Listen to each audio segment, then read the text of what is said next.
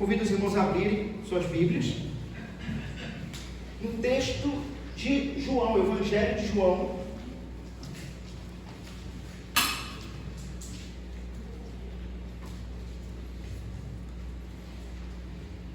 Evangelho de João, capítulo 13. Hoje nós temos como resposta, inclusive, não é? A primeira resposta ao sermão, a mesa do Senhor, que os irmãos podem perceber que ela também mudou de lugar, né? Por uma questão pedagógica, porque a mesa do Senhor, ela precisa ser de fácil acesso ao povo. Então ela está no mesmo patamar que vocês, né? É o convite de Cristo, né? Venha, tome e coma. Então a mesa, ela já vai ser a resposta que a igreja vai dar ao sermão de hoje. E diante do dia da ceia do Senhor, diante do tema mordomia e hospitalidade, nós vamos então ver o capítulo 13 do Evangelho de João, que eu não sei se é conhecido de todos, talvez muitos já tenham ouvido sobre este ato deste capítulo. Eu venho de uma igreja, né? Fui nascido e criado numa igreja que praticava ao pé da letra este capítulo, e vamos falar sobre isso no sermão, que é o capítulo então do lava-pés, em que Cristo pratica o lava-pés. Em todos os evangelhos é uma prática de Jesus que só aparece no Evangelho de João, neste trecho aqui. Em contrapartida, João, o apóstolo, ele não vai dar tantos detalhes da ceia como os outros evangelhos. Então, são a palavra de Deus se complementando, né? É texto explicando texto. Vamos à leitura? João capítulo 13. Eu vou ler até o verso 35, estejam atentos. Diz o seguinte: ora, antes da festa da Páscoa, sabendo Jesus que era chegada a sua hora de passar deste mundo para o Pai, tendo amado os seus que estavam no mundo, amou-os até o fim. Durante a ceia, tendo o diabo posto no coração de Judas Iscariotes, filho de Simão, que traísse a Jesus, sabendo este que o Pai tudo confiara em suas mãos, e que ele viera de Deus e voltava para Deus, levantou-se da ceia, tirou a vestimenta de cima e, tomando uma toalha, cingiu-se com ela.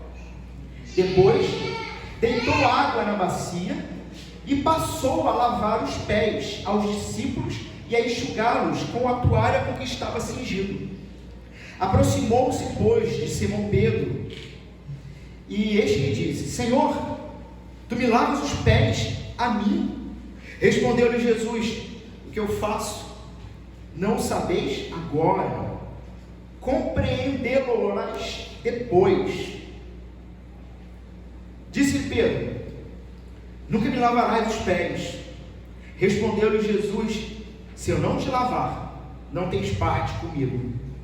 Então Pedro lhe pediu: Senhor, não somente os pés, mas também as mãos e a cabeça. Declarou-lhe Jesus: quem já se banhou não necessita de lavar, senão os pés. Quanto ao mais, está todo limpo. Ora, vós estáis limpos, mas não todos. Pois ele sabia quem era o traidor. Foi por isso que disse: nem todos estáis limpos. Depois de lhes ter lavado os pés, tomou as vestes e, voltando à mesa, perguntou-lhes: compreendeis o que vos fiz? Vós me chamais o Mestre e o Senhor, e dizes bem, porque eu o sou.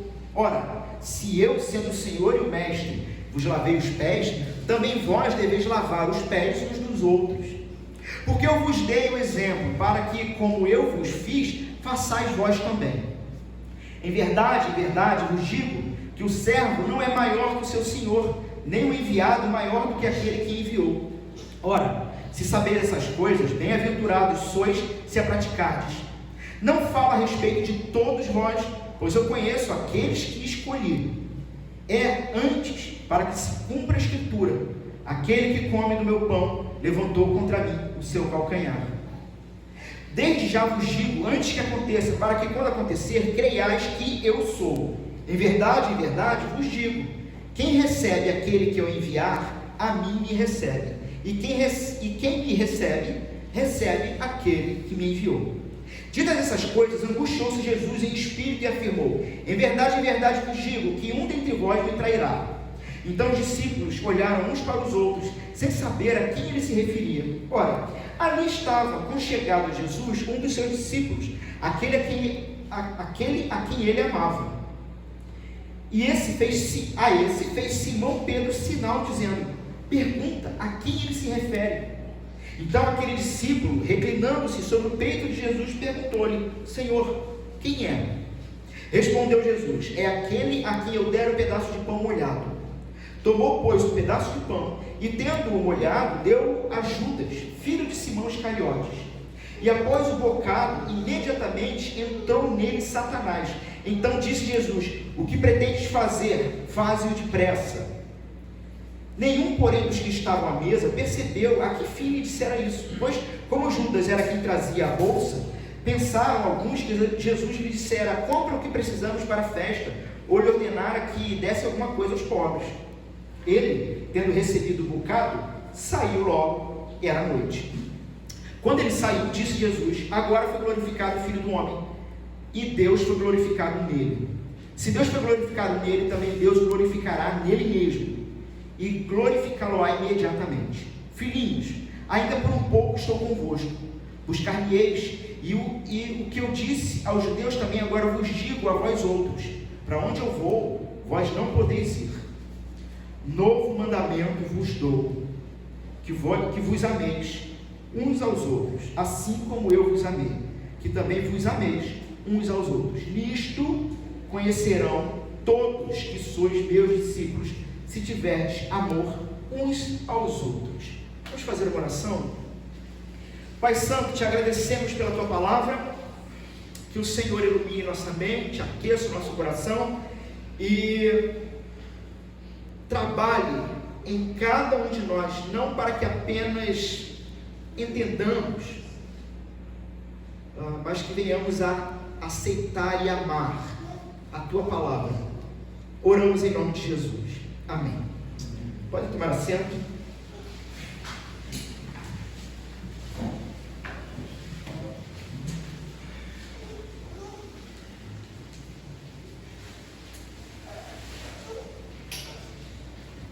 Irmãos, o texto é longo, mas é porque o trecho ele se completa aqui.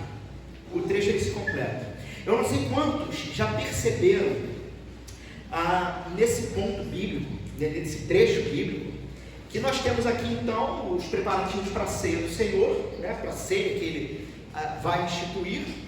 E embora aqui no verso 30 do capítulo 13, Judas Iscariotes, o traidor, ele sai de cena, Jesus ele vai continuar falando.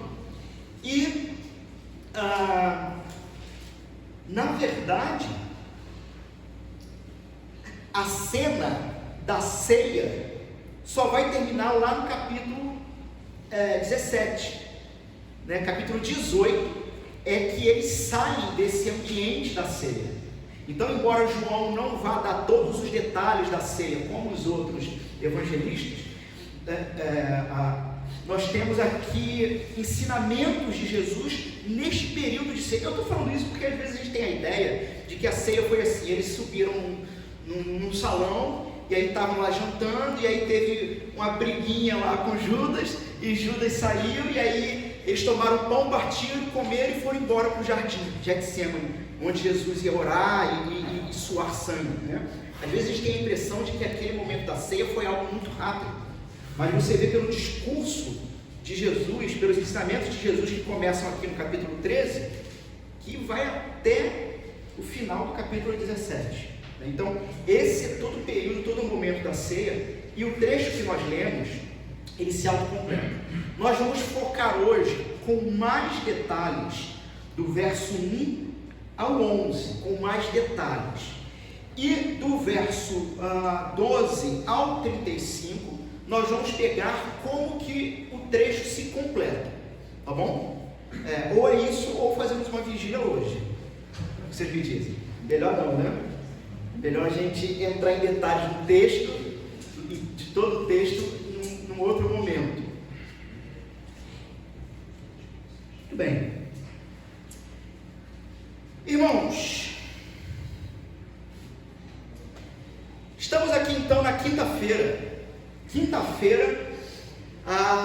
Os preparativos para a última Páscoa de Jesus, os preparativos para a instituição de Jesus de uma nova, a gente poderia chamar de uma nova sombra.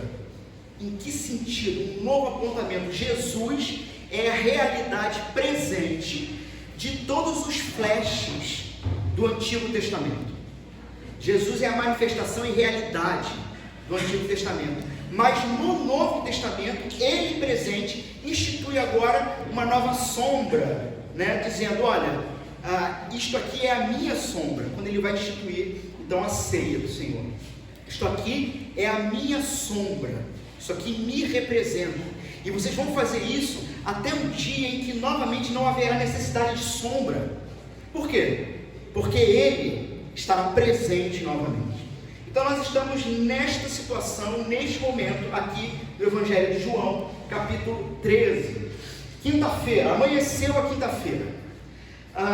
Havia terminado a última noite de sono de Jesus. Se vocês já pararam para pensar neste detalhe, havia terminado a última noite de sono de Jesus. Ninguém, além dele mesmo, podia imaginar quantas coisas estavam para acontecer nas próximas horas, naquilo que viria. Ele sabia, mas ninguém mais sabia. Era dia de preparativos para a ceia da Páscoa. A primeira questão, naquele contexto a ser resolvida, era o local da celebração, porque o banquete tinha que acontecer dentro dos limites de Jerusalém, mas eles não estavam hospedados em Jerusalém. Além do mais, era importante que o lugar fosse sigiloso. Vocês têm que lembrar que aonde Jesus passava, ele arrebanhava multidões atrás dele. E Jesus precisava, nesse último encontro com os seus discípulos, de um lugar então de paz, porque ele precisava ter um tempo de convivência a sós com seus apóstolos. E tudo isso longe das multidões e longe das autoridades ali. Jesus ele viria dizer mais tarde que ele estava ansioso para passar aquele tempo com os 12, antes de ter início o seu sofrimento. A gente vê isso em Lucas, capítulo 22, verso 15. Para manter o segredo, e aqui eu estou só recapitulando vocês de como chegamos a essa cena. Para manter esse sigilo todo, apenas Pedro e João foram encarregados de achar um lugar para a ceia. Eles deveriam entrar em Jerusalém e seguir o homem que estivesse com um cântaro de água.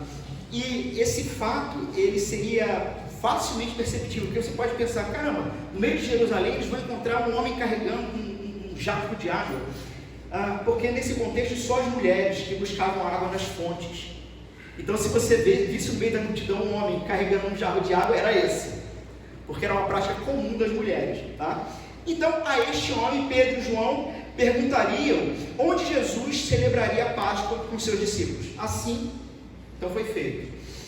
Seguiram as instruções, acharam a pessoa que lhe mostrou então esse espaço para a sala de jantar, uma espécie de cenáculo, um espaço mobiliário.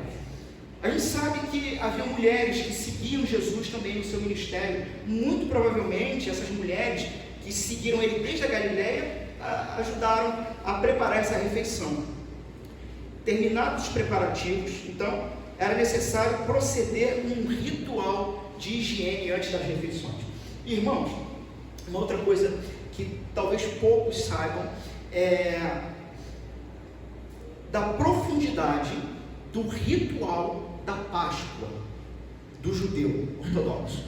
a profundidade desse ritual, as etapas desse ritual e mesmo as etapas que Cristo ele segue. E você só percebe isso primeiro, conhecendo o ritual e juntando então a descrição de todos os evangelhos. Então, por exemplo, alguns pensam que Judas Iscariotes, o traidor, participou da mesa do Senhor. Mas não, ele saiu antes. Ele saiu antes. No entanto, nós já vimos aqui no texto, a gente vai detalhar um pouco mais, Judas teve os seus pés lavados por Jesus. Ele só não participa da mesa. Depois que ele sai, é que vai ter o partir do pão e a instituição da mesa do Senhor. Então, muitos falam, não, porque até Judas comeu da mesa do Senhor. Não, textualmente não comeu. Ele não participou. Por causa da descrição dos rituais, ele sai antes do ritual final, que era a Páscoa em si, o comer da Páscoa, né? Então, vamos lá. Era necessário então um ritual de higiene antes das refeições. Contexto: um país poeirento em que todos andavam de sandálias e lavar os pés fazia parte desse ritual. Como já se registrou, não era apenas uma questão de hospitalidade, não era apenas, mas dentro do ritual da Páscoa havia um ritual envolvido do lava-pés, mas que Jesus vai ressignificar esse ritual. Então, os participantes de uma ceia naquele tempo, eles se deitavam no chão, né? A mesa ela era baixinha, então eles se deitavam em divãs, tá? Ao redor da mesa, e portanto era importante então que as mãos e os pés estivessem limpos, porque a gente tem aquela mesa da ceia, qual é o artista? É o Da Vinci? A mesa da Santa Ceia, a última ceia. Inclusive naquela tela, em várias representações, Judas está ali na ceia, mas no texto bíblico ele não está. Ele não está. Então eles ficam ali de lado, em espécie de divãs, com os pés, os joelhos para dentro da mesa e os pés para fora da mesa, sabe? De lado. Tanto que quando o texto vai dizer que João, não vai dizer que é João, é o discípulo amado, né? Mas é João. Pelo contexto do Evangelho. Quando ele vai encostar a cabeça no peito, reclinar. Eu ia falar uma palavra mais difícil. Isso. Reconstar. Isso aí. Quando ele vai fazer isso, a gente tem uma ideia até esquisita, né? Como assim? Como assim botou a cabeça no peito de Jesus? É por causa da posição que ele se encontrava, ele se inclina aqui próximo. Porque quando você olha para o texto, você tem Pedro, né, fazendo sinal ali, talvez de Libras, não sei, mas fazendo sinal para João. Pergunta para ele. Sabe, imagina João, Pedro ali, desesperado. Você sabe como é que Pedro é? Pedro desesperado ali, mas como assim, quem vai trair? Ele está dizendo que um de nós vai trair.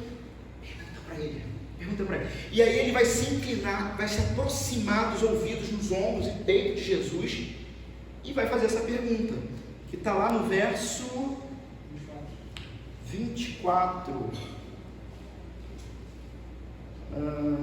Senhor, quem é? Né? Então, a posição, o ambiente é esse aí, tá bom?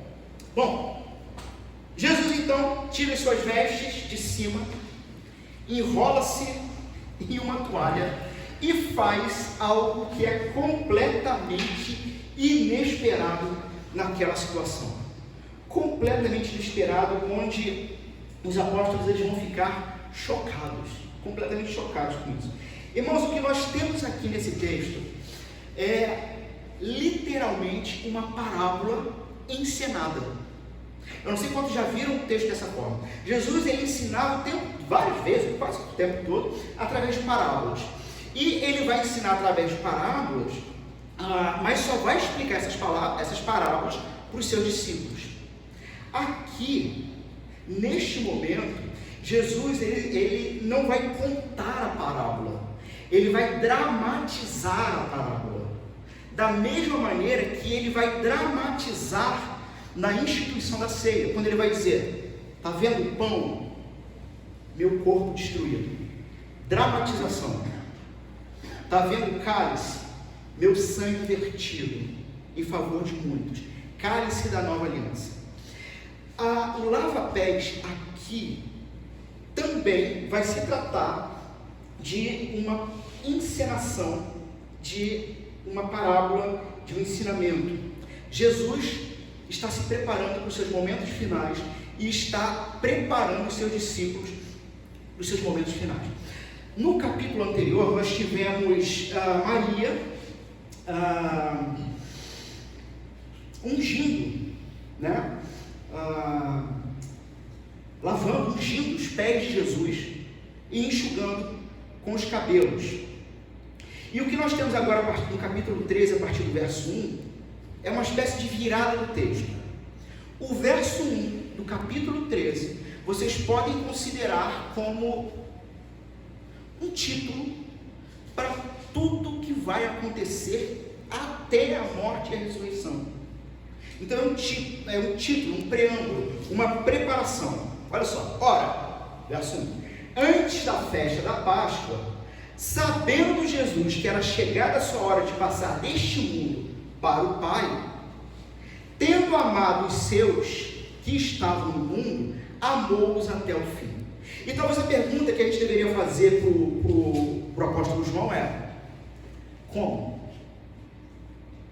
Como que ele amou os seus até o fim? Entenderam por que esse verso é um preâmbulo para tudo que vai acontecer depois? Ele sabia que o fim dele estava chegando, que a hora de voltar ao Pai estava se aproximando. Tendo amado os seus discípulos que eram do mundo, que eram escravos da carne, do mundo e do diabo, tendo amado a eles e tirado eles desse mundo, amou-os até o fim. Como que ele fez isso? Irmãos, existe um padrão. Existe um padrão na Bíblia e existe um certo padrão aqui no Evangelho de João. Que padrão é esse? Um padrão em que de Cristo na chegada do seu reino. Um padrão em que, se ele realizou, ele abre a porta, ele abre a possibilidade, ele abre o caminho para dizer: porque eu fiz, agora vocês poderão fazer. Lembra quando ele vai dizer aqui, João também: sem mim nada podeis fazer? Porque tudo que se encontra dentro da vida cristã só é realizada quando é primeiramente percebida e crida em Cristo. Então eu percebo Cristo fazendo, e ele vai dizer para mim: porque eu fiz, e agora você foi tirado desse mundo e foi colocado por mim no meu reino do meu Pai, vai lá você e faz igual. Então a gente tem alguns padrões. Por exemplo, lá no capítulo 12 de João, nós temos a história do grão de trigo. Olha só, João 12, 24: em verdade vos digo, se o grão de trigo cair na terra e não morrer, fica ele só, mas se morrer, produz muito fruto. Quem ama a sua vida, perde-a, mas aquele que odeia a sua vida neste mundo, preservá-la para a vida eterna. Se alguém me serve, siga-me, e onde eu estou, ali estará também o meu servo. Se alguém me servir, o Pai o honrará. Então, porque Cristo realizou algo que começa em Cristo, vai desdobrar para os seus discípulos. Então, nessa história do grão de trigo, se aplica primeiro à morte de Jesus. A história do grão de trigo se aplica primeiramente à morte de Jesus, e depois ela vai ser derivada para os discípulos. Por exemplo, nos evangelhos sinóticos, o anúncio da morte e ressurreição de Jesus vai ser imediatamente seguido pela responsabilidade de todos os discípulos de que ele morreu e ressuscitou. Tá, e agora os discípulos? Agora vocês têm que tomar cada um a sua cruz e segui-lo. Percebem isso? Percebem esse padrão? Não é que alguém não possa ser cristão, entenda o que eu vou dizer. Não é que alguém não possa ser cristão, não cumprindo, não seguindo tudo que Jesus ordenou e deixou. O cara até mas é um cristão que tem que se arrumar, que tem que se consertar, que tem que perceber a sua falha, porque o padrão o meu mestre fez, logo eu vou e faço. Quando você coloca nesses padrões, sabe o que significa? Significa que não importa mais o que você pensa sobre se é certo ou errado, se vai te ferir pessoalmente teu orgulho ou não, não importa, porque se o seu mestre fez, vai você e faz igual. Por que é importante marcar isso? Pelo que ele vai fazer e significar com o lava-pés. Vamos em frente.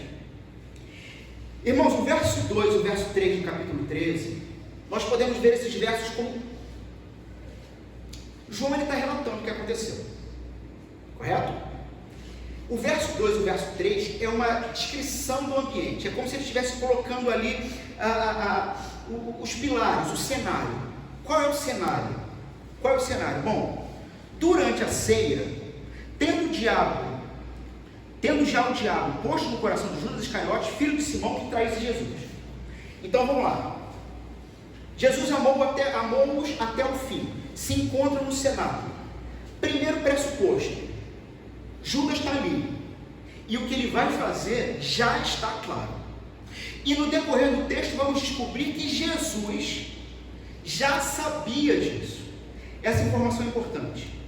Então, o primeiro pressuposto dessa cena: Judas está ali e ele vai trair o Senhor Jesus, não porque ele foi tomado por um espírito maligno e perdeu as suas faculdades, mas porque todo aquele que é contra Cristo está no espírito de Satanás. É essa a ideia. Todo aquele que é contra Cristo é um anticristo, se encontra agindo conforme o espírito de Satanás. E esse é Judas. Primeiro pilar, primeiro contexto do cenário, tá? Segundo contexto, então Jesus sabia disso. Segundo contexto, verso 3: sabendo este que o Pai tudo confiara em suas mãos e que ele viera de Deus e voltara para Deus, levantou-se. Então, Jesus tinha claramente quem ele era, da onde ele vinha, qual era a missão dele. Ele não tinha dúvida nenhuma sobre isso. Agora é interessante a gente perceber o seguinte: já foi dito lá no verso 1 e agora no verso 3 que ele veio do Pai, que ele é do Pai, que ele vai voltar do Pai. Aí é dito no verso 2 que aquele que vai traí-lo no espírito de Satanás se encontra no mesmo ambiente. O que você espera? Bom, vai ter um confronto.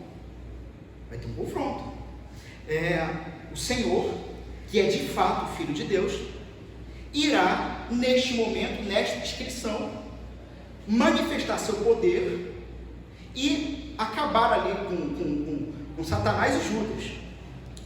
No entanto, o que vai seguir no verso 4 é desconcertante, não somente para o momento que eles estão ali da ceia, mas para esse contexto que nós lemos, do verso 1 e 2. O que você espera? O Senhor dos Senhores, o Senhor dos Senhores, o Rei dos Reis, se encontra ali presente, se preparando para ser glorificado, se preparando para o seu ato final da grande peça da vida, se preparando para a redenção do seu povo e da criação, e no mesmo ambiente o seu traidor. E surpreendentemente, ele que não tomou como usurpação ser um de nós, abrindo mão da sua glória, ele vai se levantar, e quando diz que ele tira a veste e se cinge com uma toalha, o que ele vai fazer é assumir a vestimenta de um servo, de um escravo. Quando se espera que agora ele vai se manifestar com poder e glória diante do filho de Satanás, Judas Iscariotes, ele se revela de uma maneira diferente. Nós já havíamos falado sobre isso em algum outro sermão, sobre o fato de que Jesus se revela a cada um do seu povo, se identificando em fraqueza, sempre em fraqueza.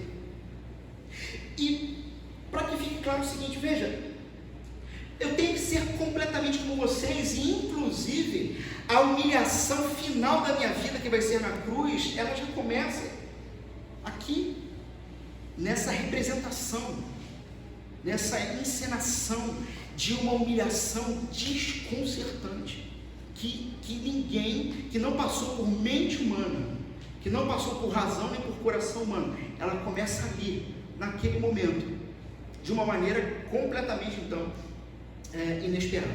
Bom, o lava-pés em si, sabemos que é uma prática exclusiva para servos, para escravos. Em Lucas, por exemplo, Lucas capítulo 7, no verso 36 a 50, nós vamos ter a falha de Simão, o fariseu, porque ele falhou em oferecer água a Jesus para lavar os pés. E isso foi interpretado como um gesto de hostilidade. Então, para que vocês vejam a importância do ato. Bom, lavar os pés é um gesto de hospitalidade, de mordomia, de servidão. Então, Simão tinha falhado com Jesus ao não oferecer água, e naquela cultura significa o seguinte: olha, eu sou hostil a você, eu estou contra você porque eu não preparei a água e não mandei ninguém lavar o seu pé. Então você já tem esse primeiro contexto.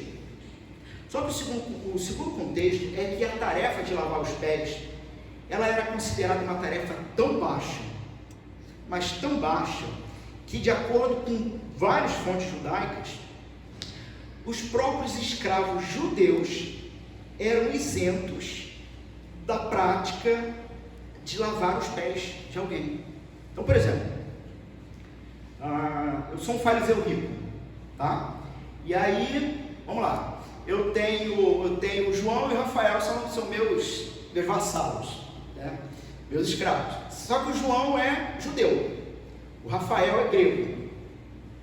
E aí chegou o Arnaldo na minha casa, e eu quero recebê-lo bem, né?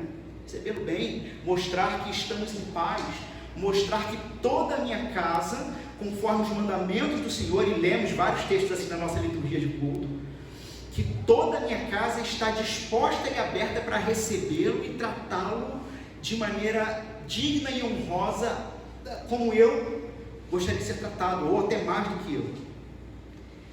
E um dos primeiros atos é, seu pé chega empoeirado, sujo da rua, das sandálias, das poeiras da rua. E bom, aí eu tenho 2 servos. Quem é que vai fazer o lava-pés? É algo tão digno,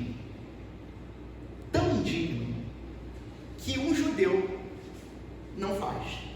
Eu mando o outro servo, o outro escravo, para fazer esse trabalho. Bom, todas as fontes então da antiguidade vão mostrar isso, que no mínimo lavar os pés era considerado uma tarefa desonrosa, muito desonrosa. E Jesus então, nesse contexto, ele mais uma vez vai chocar todos os seus discípulos. Certos momentos da história de Jesus, eu acho interessante perceber que ele parece alguém que está sacudindo rebocos de uma casa velha, sabe? Que ele está com uma marreta batendo para provar o que sobra. E Jesus, ele vai sempre até as últimas consequências, sempre. E ele não tem problema com isso. Agora é interessante que antes de dizer que ele se levantou, se cingiu com a toalha e foi lavar os pés dos discípulos, que 2 vezes é dito: Jesus nunca teve dúvida da sua identidade. Ele sabia quem era. Irmãos, às vezes nós temos grande dificuldade de servirmos uns aos outros, e até mesmo de olhar para aqueles que se encontram fora da fé e agir como foi ordenado a Abraão. Olha, você e toda a sua descendência serão bênção para todos os povos da terra, mesmo que eles não se convertam. Mesmo que eles não se convertam, mas vocês serão o meu totem na terra, sabe? Serão a minha presença, serão o meu povo, que irão apontar o que de fato significa justiça. Porque mesmo que não se convertam, e aí parafraseando o Senhor falando ao profeta, eles nunca poderão dizer que não passou profeta, que não passou povo de Deus, que não passou crente ali. Nunca poderão dizer. Mas uma das grandes dificuldades que nós enfrentamos para servirmos é às vezes esquecermos da nossa identidade. Quem você é? Quem você é? Eu me lembro de uma história, eu já contei aqui, mas acho que vale a pena repetir. Quem nos contou isso foi um pastor amigo lá da igreja presbiteriana de Vinhedo. Então, Vinhedo, você já imagina, né? Os carros no estacionamento são outro nível. Um desses membros, ele era presidente, diretor, algo assim, grande, de uma mega corporação, né, internacional e tudo mais. E ele foi participar de um encontro desses diretores numa ilha, aqui na América Central, Caribe, para aquele lado de lá. Então assim, era a turma chegando de iate, de helicóptero, de jatinho e tudo mais. E ele também chegou lá. E aprove a Deus, olha que interessante. No primeiro dia da reunião, tinha aquele quebra-gelo, né, aquela apresentação. No primeiro dia da reunião, então fizeram assim uma roda, né, uma meia-lua, uma roda. E aprove a Deus que ele acabasse sendo o último ali. Então, ele diz que era uma média de 10, 15 mega, sabe, diretores e tudo mais. E aí, um a um, eles iam se levantando e se apresentando. Bom dia, eu sou fulano de tal, sou o CEO da empresa tal, e na minha gestão, no último ano, crescemos tanto por cento, o lucro foi de tantos por cento, e já conquistei meu segundo milhão, e meu terceiro iate já foi comprado. Gente, a coisa é nesse nível. E de um a um, cada um ia falando, e o meu helicóptero, e a empresa, e os meus carros importados. Quando chegou nesse irmão, ele se levantou, se apresentou: bom dia, meu nome é fulano, e eu sou perdoado. E sentou.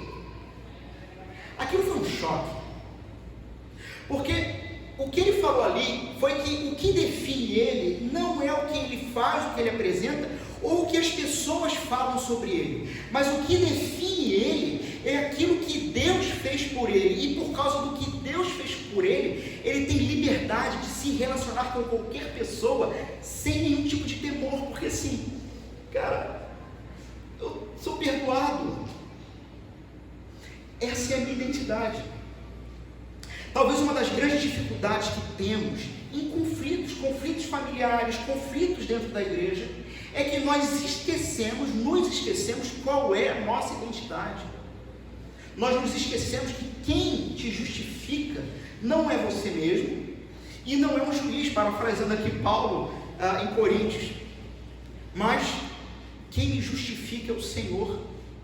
Portanto, eu não penso nem muito nem pouco sobre mim. Eu não penso em mim, porque se já não sou eu quem vivo, é Cristo, sabe?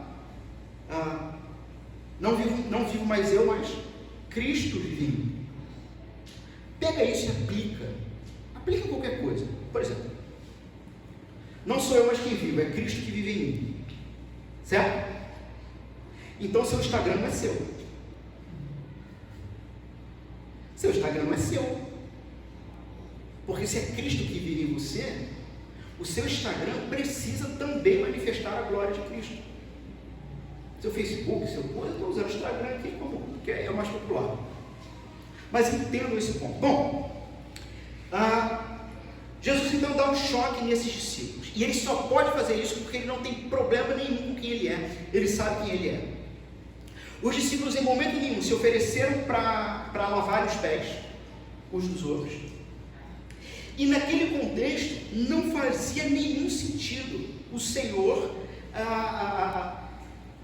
parar tudo no momento da ceia, pouco antes de começar a ceia, principalmente por causa da sua superioridade como mestre.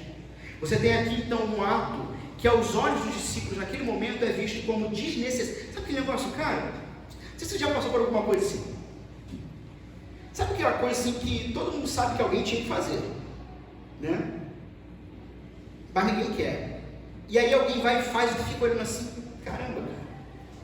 Você fica desconcertado porque ele fez agora meio que trouxe à luz algo que ninguém queria, que você não queria fazer. Então o Senhor assim, não, Jesus, não. Imagina assim, sabe? Pedro, não, Jesus, não faz isso não.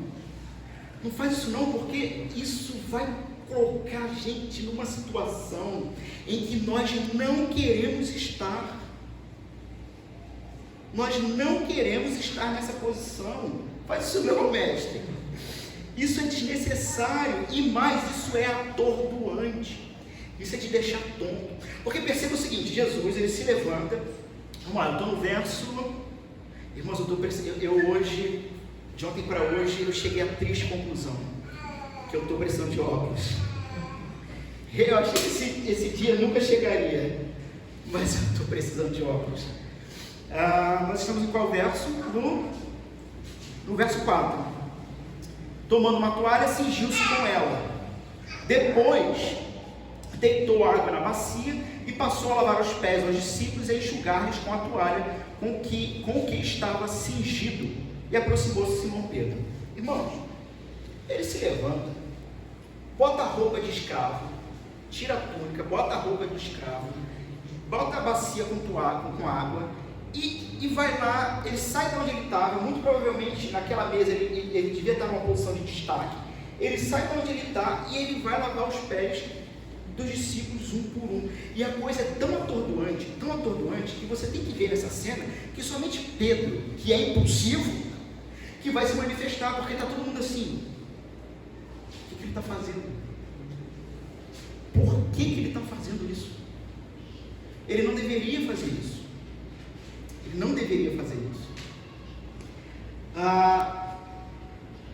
Jesus então, nesse ato desconcertante, primeiro, é uma demonstração de amor, de maneira clara, respondendo ao verso 1, que tendo-os amado, amou-os até o fim, inclusive não se importando consigo próprio, mas assumindo uma postura de humilhação, que era um preâmbulo, um apontamento para a final e definitiva humilhação. Jesus, nu, numa cruz, sangrando. A final e grande humilhação de Jesus. E isso num ato de amor. Segundo lugar, ele faz isso como um símbolo de purificação salvadora. É o que nós vamos ver do verso 6 ao 9. Um símbolo de purificação de salvação. E do verso 12 ao 17, ele vai apresentar o desdobramento, um modelo de conduta cristã.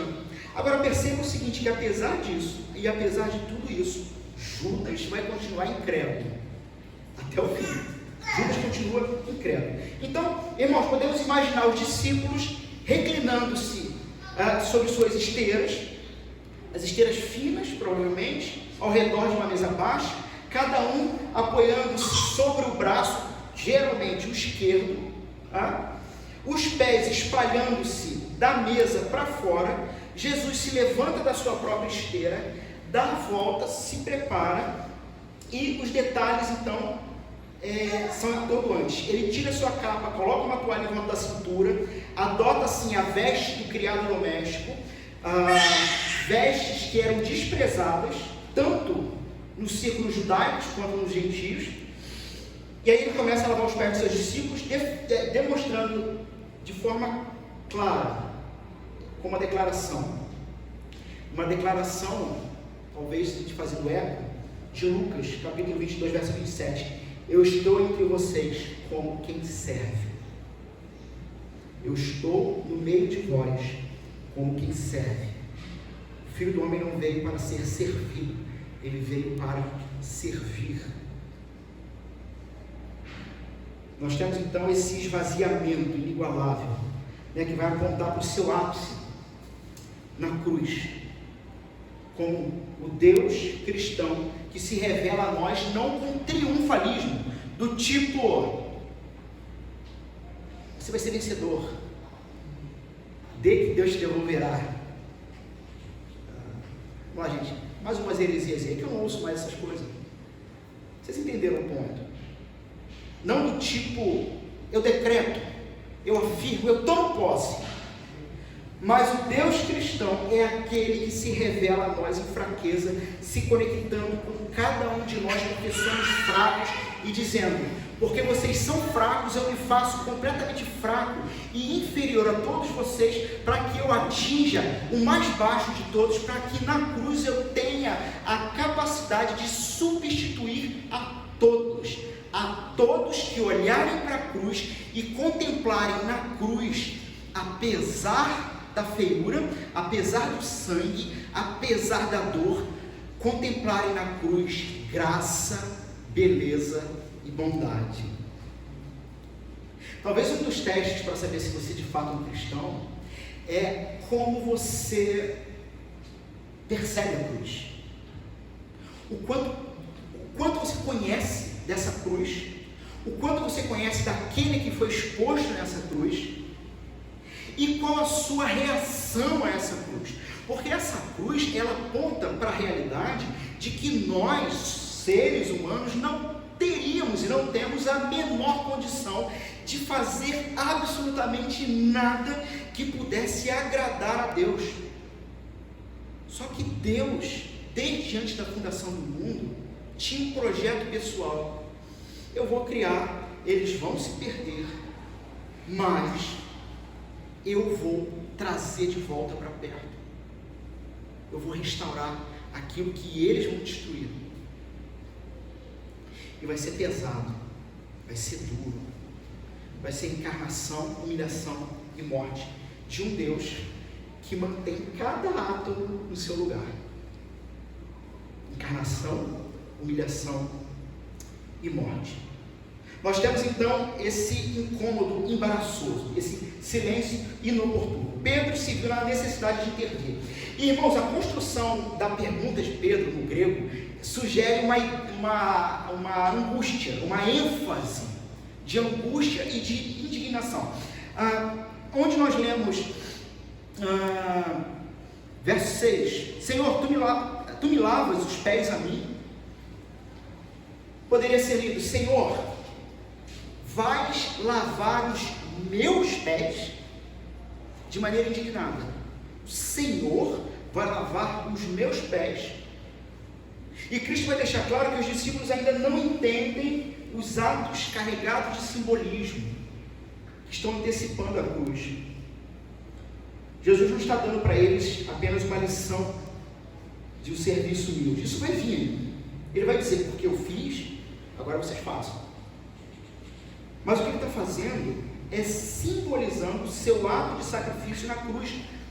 No verso 7, respondeu-lhe Jesus: o que eu faço, não o sabeis agora, mas vocês vão compreender depois. Porque, irmãos, a grande questão aqui não é lavar os pés. Por exemplo, alguém poderia perguntar: nós temos que então fazer a prática do lava-pés no culto?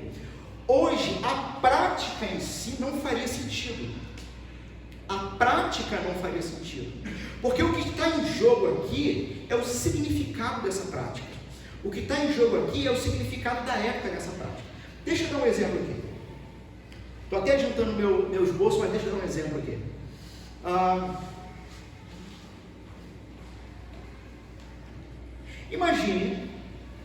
Imagine que um dia, de surpresa, o seu pastor te faz uma visita na sua casa. Surpresa.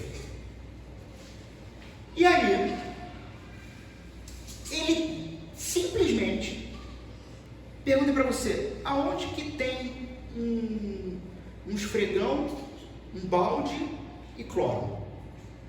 Você olha assim. Por quê? Está aqui. E aí o seu pastor pega e vai lavar o seu vaso sanitário, que você usou um pouquinho antes dele chegar. É isso. É isso. É essa abertura de orgulho pessoal para servir o outro. É essa a ideia. É isso que está em jogo aqui. E Jesus está dizendo: vocês ainda vão entender isso. É muito interessante como em vários outros momentos da vida de Jesus nós temos essas afirmações aqui. O momento de entender ainda vai chegar. Por exemplo, João 2,22. Quando, pois, Jesus ressuscitou dentre os mortos, lembraram-se os seus discípulos de que ele dissera isso e creram na Escritura e na palavra de Jesus. João 12,16. Seus discípulos, a princípio, não compreenderam isto. Quando, porém, Jesus foi glorificado, então eles se lembraram de que essas coisas estavam escritas a respeito dele e também de que isso lhes fizeram. Então, toda a compreensão disso aqui é um apontamento para a humilhação do Cordeiro de Deus em favor de gente que não presta, que é a gente. Gente que peca e tem prazer em pecar. E ele olha para a gente, sendo ainda inimigos, e diz: eu vou tirar vocês dessa situação, fazendo tudo o que for necessário para tirá-los dessa vida miserável e trazê-los para o reino do amor. Bom, no verso 8 então, Pedro ele demonstra a sua incompreensão ainda com uma expressão de revolta. Nunca me lavarás os pés, respondeu Jesus, se eu não te lavar, nunca me lavarás os pés, respondeu Jesus, se eu não te lavar, não tens parte comigo. Irmãos, o que Jesus está dizendo aqui, não tens parte comigo, essa palavra aqui, esse termo parte, é um termo que ele poderia ser traduzido também como herança. Pedro, ele vai dar para Jesus a oportunidade de explicar não somente o ato físico que ele está fazendo, mas o ato espiritual. Porque nós temos as duas coisas em jogo aqui. A humilhação ali, materializada, em que Jesus está naquela condição. Mas com os questionamentos de Pedro, isso vai dar chance de Jesus ampliar isso, fazendo um apontamento espiritual para o que ele está fazendo. Olha só, a expressão aqui, se eu não lavar, depois da oposição de Pedro, ela significa que o assunto, o problema ali não é a lavagem física. Quando Jesus fala, se eu não lavar, você não tem herança comigo, você não tem parte comigo, você não tem terra comigo, você não tem reino comigo. É isso que ele está dizendo. Se primeiro você humildemente não aceitar a minha humilhação, você não terá parte no meu reino. Irmãos, Jesus ele está construindo uma ponte para a cruz, para a justificação unicamente pela fé. O graça mediante fé. Jesus está falando de uma limpeza que só Ele pode fazer. A questão ali que está envolvida não é somente os pés sujos dos discípulos. A questão que está envolvida é: eu tenho que fazer isso. E se você não reconhecer a minha humilhação, você não tem parte comigo. Porque você só vai ser humilhado se você reconhecer a humilhação do seu Senhor. Senão você vai ser humilhado. Percebe como isso é lógico? Percebe como isso faz todo sentido? É assim, se a humilhação do meu Senhor não for algo que me choca, nada vai me mover para que eu me humilhe ao servir outro. Faz sentido para vocês isso? Sim? O que Jesus está dizendo para Pedro é muito simples. Veja, Pedro, é isso que ele está dizendo. Pedro, a menos que por meio da minha obra completa de humilhação, da qual essa lavagem de pé é apenas uma parte, a menos do que isso, eu o limpar dos seus pecados, você não vai participar comigo dos frutos do meu reino. Deixa eu repetir a frase, eu acho que ficou confuso. A menos que por meio da minha obra completa de humilhação, da qual a lavagem de pé faz parte, eu limpar dos seus pecados, se eu não limpar dos seus pecados pela minha completa humilhação, o qual isso faz parte, você não participará dos frutos do meu reino. Um pastor comentarista chamado J. Carson, ele vai dizer o seguinte sobre esse texto: os dois eventos, o lava-pés e a crucificação, são na verdade da mesma qualidade. O reverenciado e exaltado Messias assume a função de servo desprezado. O exaltado e reverenciado Messias assume a função de servo desprezado para o bem dos outros. E a gente percebe que mesmo diante disso, o coração de Judas não foi mudado. O trabalho de Jesus na lavagem dos pés aqui não mudou o coração de Judas. Ou seja, o simples fato de Jesus ter lavado os pés de Judas atesta o seguinte: primeiro, a paciência e o amor de Jesus pelos seus discípulos, mesmo para com o homem que vai trair. Nós temos agora então um homem definitivamente, Judas, preso na sua escuridão. Alguém que de fato experimenta fisicamente da graça, mas definitivamente ama mais o Senhor desse século, Satanás, fazendo a sua vontade. E uma outra coisa que a gente percebe também é que nesse ato de Jesus e na relação de Judas, porque percebam que do verso 1 até o verso 30 que nós lemos, nós temos Judas como um segundo personagem que está o tempo todo aparecendo aqui, vai e volta. O tema de Judas vai e volta. O tema de Judas apareceu no verso 2 e o tema de Judas vai aparecer logo na sequência aqui de novo, porque esse contraponto é central aqui, é central.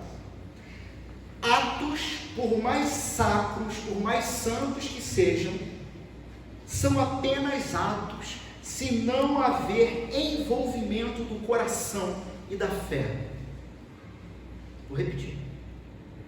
Atos, por mais santos que sejam, serão apenas atos se não haver envolvimento do coração e da fé. Daqui a pouquinho nós vamos participar da ceia do Senhor.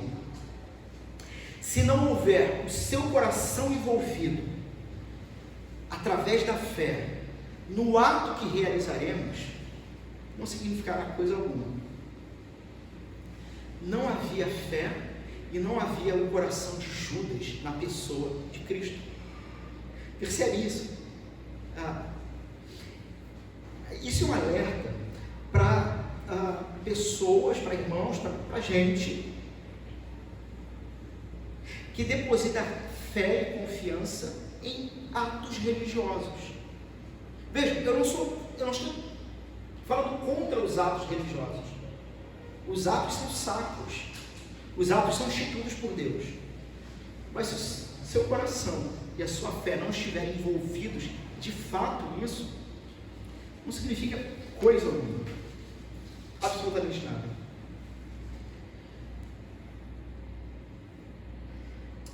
Irmãos, então eu havia dito que nós íamos trabalhar com mais detalhes até aqui. Até aqui. E daqui até o verso 35, eu vou fazer um en passant, um panorama do significado, do conteúdo disso aqui.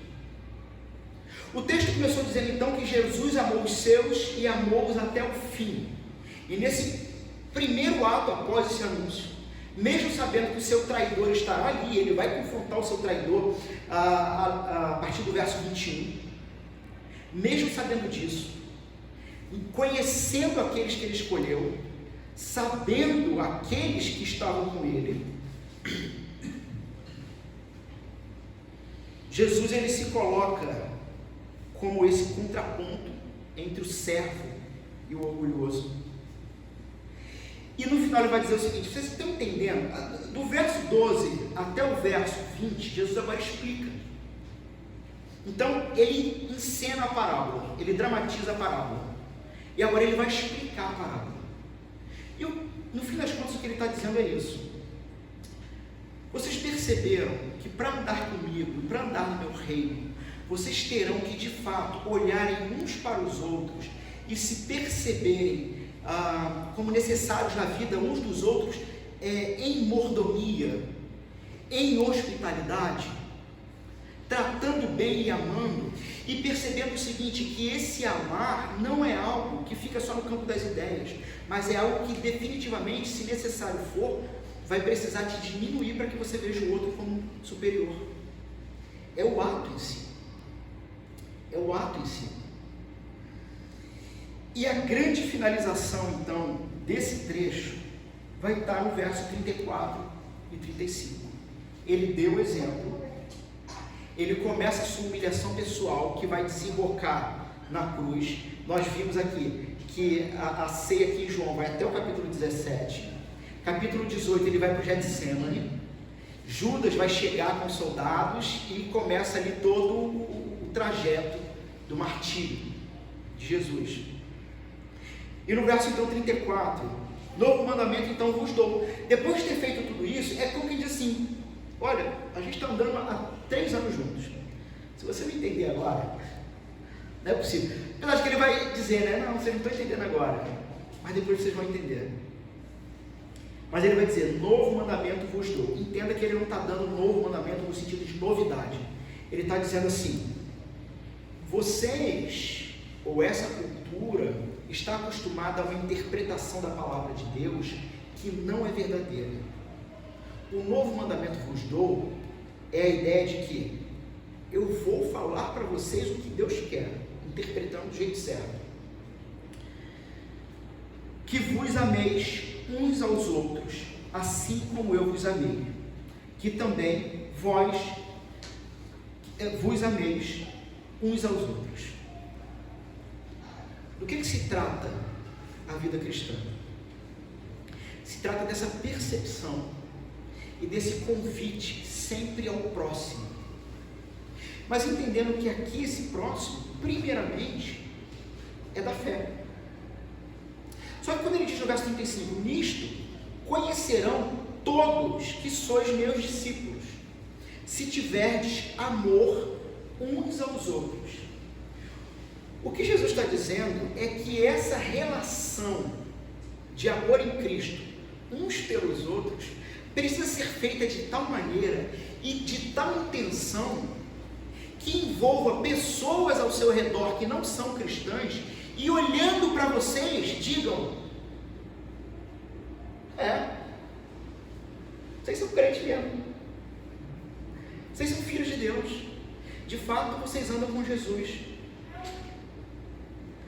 A vida cristã então não se trata de algo privado, não se trata de apenas vir num local como esse, cultuar e ser exposto à palavra de Deus, mas se trata de desdobramentos, se trata de, fazendo aqui a aplicação de quinta-feira agora, dia de ação de graças, se trata de você ter à sua mesa outros irmãos da fé, mas também ter pessoas que não compartilham da mesma fé, mas que olham para você e para o seu irmão e percebem que, eu não sei o que eles têm, mas eles têm uma coisa, uma paz, um carinho, um amor um pelo outro.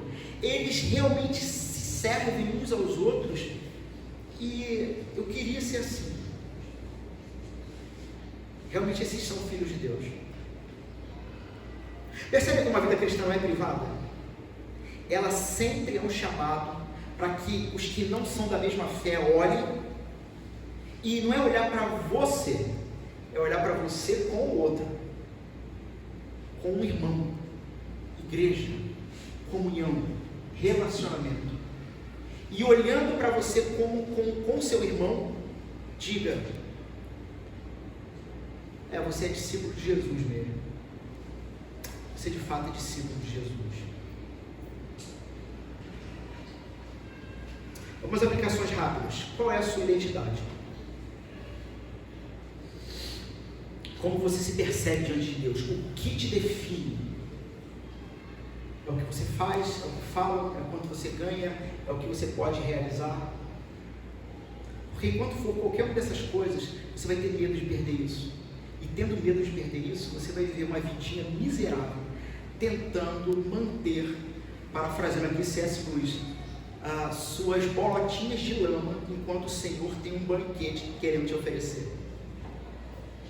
C.S. Lewis vai dizer isso: nós somos como crianças que brincam com bolinhos de lama, e não voltamos os nossos olhos para o grande banquete que Jesus está chamando para que você coma, e nos satisfazemos com aquilo, e tentamos, então, por causa disso, construir a vida em torno daquilo, e um medo terrível de perder aquilo, porque se você perder aquilo, você já não mais você perde a sua identidade, e por medo de perder a sua identidade, que está fincada naquilo que só você, individual, sabe o que é, por ter o medo de perder a sua identidade, ao perder aquilo, você se torna alguém mesquinho, que não se propõe a servir o seu próximo, porque você tem medo de ser tomado, tem medo de se perder, sabe? Você esqueceu que já era para você ter morrido, já era para você estar morto, já era, você está aí tentando ainda, já era, já foi, só que tu esqueceu.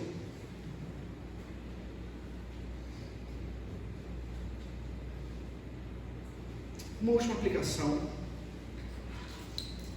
já nos preparando para o momento da ceia do Senhor. Irmãos, qual seria a sua maior dificuldade? Pense por um instante, porque eu fiquei pensando nisso. Qual seria a sua maior dificuldade? Você teria dificuldade de lavar os pés, literalmente, de alguém? Você teria dificuldade? Pense. Eu não teria. Fiz muito, né? Eu não teria. Sabe qual seria a minha dificuldade? É se alguém lavar os meus. Não sei se você consegue compreender isso. Se você tem dificuldade de literalmente se colocar numa posição de servo para lavar os pés de alguém, se você tem dificuldade com isso, você é um ser extremamente orgulhoso. Tem que morrer. Tem que pegar a tua cruz e ser crucificado por Jesus. Agora, se você tem dificuldade de sentar numa cadeira e permitir que alguém lhe sirva humildemente lavando os seus pés, você é um ser extremamente orgulhoso. Porque você não quer ser servido. Porque você tem problema em se parecer fraco aos outros, tendo necessidade de que alguém lhe sirva. Você é orgulhoso. Você é alguém que tem que morrer. Se você tem grande dificuldade de ajuda, você é um ser terrível, meu irmão. Terrível. Você só gosta de ajudar? Você tem problema de alguém lhe estender a mão? É porque você não quer que as pessoas reconheçam quem você é de verdade. Um ser fraco. Fraco. Que quebra um osso. Que faz um quadro de câncer. Se você tem grande dificuldade de ser servido, você está agindo como Pedro. E você não tem parte no reino de Cristo. Você precisa se arrepender. E você precisa realmente deixar as pessoas te servirem. Eu me lembro de uma grande dificuldade que eu tinha quando eu era seminarista. Quando eu era convidado para pregar em igrejas e tal. E vira e mexe, não eram todos, infelizmente, mas vira e mexe uma igreja sempre trazia, dava uma oferta, né? Para o seminarista, depois compra livro, sei lá. E aquilo para mim era muito constrangedor. Muito constrangedor. Eu não sabia lidar com aquilo. Não sabia lidar com aquilo. E aí, conversando com um amigo. Ele falou assim para mim: Alan, quando você nega, ou quando você fica tentando persuadir a pessoa não precisa, ou não precisava, ou coisa parecida, você está tirando dessa pessoa a maravilhosa graça do serviço, da hospitalidade. Aquela igreja e aquele conselho votou no seu coração de te honrar. Quando você não quer aceitar, o que você está dizendo é que você já tem sua honra própria, sua honra pessoal, você não precisa daquilo. Mas até que você precisa. E o pior é que precisava, gente. Como eu era um ser humano ruim, ainda sou. Mas essa necessidade de morrer pessoalmente e dizer: meu irmão, da mesma forma que eu te estendo a mão, sinta-se agraciado por Deus, se houver uma oportunidade de me estender a mão. Vamos fechar nossos olhos, vamos ter um momento de silêncio, já nos preparando para a ceia do Senhor.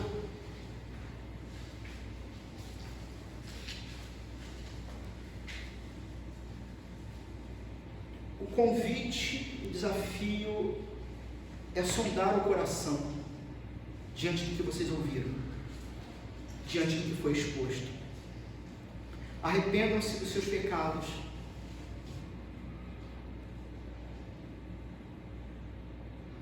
Confessem a Deus quando você deixou de servir. Confessem a Deus quando você não quis ser servido. E a partir de hoje, comece a desfrutar da hospitalidade entre irmãos, para a glória de Deus.